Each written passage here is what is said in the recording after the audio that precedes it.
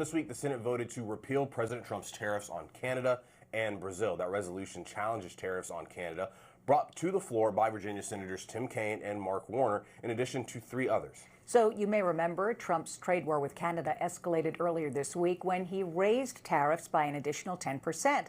And the reason was an ad, a 1980s video ad of President Ronald Reagan criticizing tariffs. Here to talk about the votes and implications is Sunrise's Trevor Shirley. Good morning, Trevor. Hey there. Good morning to both of you. So this tariff thing has really become a big deal. We could start with Canada and the fact that the president was responding to that ad and decided to penalize them for it.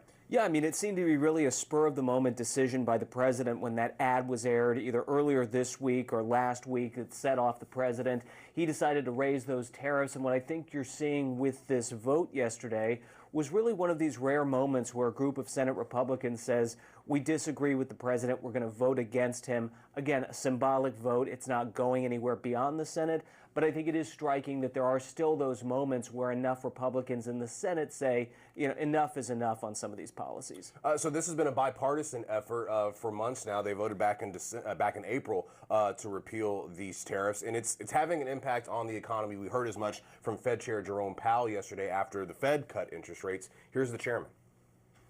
Higher tariffs are pushing up prices in some categories of goods, resulting in higher overall inflation. A reasonable base case is that the effects on inflation will be relatively short-lived, a one-time shift in the price level.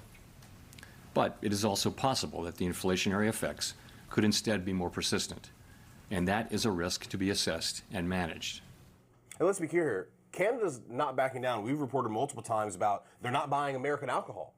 Yeah, I mean, they've really taken their own position and they're sticking to it. The Canadians have decided we don't like these tariffs. We're going to not buy American products. That's certainly hurting American producers. How long this lasts is going to coincide with however long this tariff policy lasts. And if it gets worse, it's going to last longer.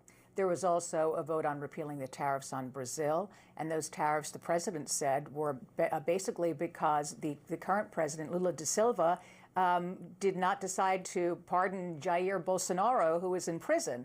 So here are the Republicans who voted to end that tariff. We're talking about Senators Mitch McConnell from Kentucky, of course, Republican Thom Tillis, Susan Collins, Lisa Murkowski, and Rand Paul. They voted with the 47 members of the Democratic caucus to pass that resolution. Yeah, and if you look at those 5 senators, not entirely surprising if there are Republicans in the Senate that are going to go against the president. Those are typically among the group. Mitch McConnell was a bit of a surprise, but you know, when we're talking about alcohol, if Canadians aren't buying American bourbon and whiskey, that's out of his home state. So he's certainly got you know, a stake in this. So I think it is interesting to see that there was that group of Republicans that pushed back, but not all that entirely surprising when you see who it was.